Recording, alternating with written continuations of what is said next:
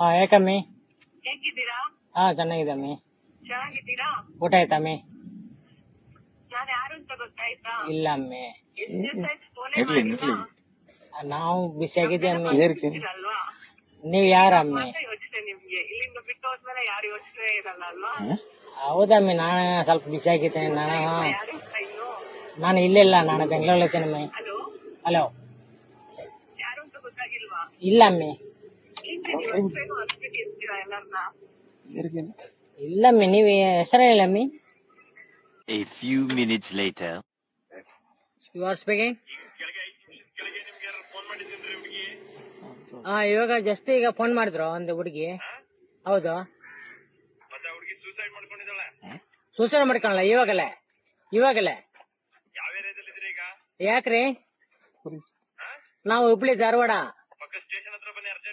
ನಾವು ಧಾರವಾಡದಲ್ಲಿ ಸರ್.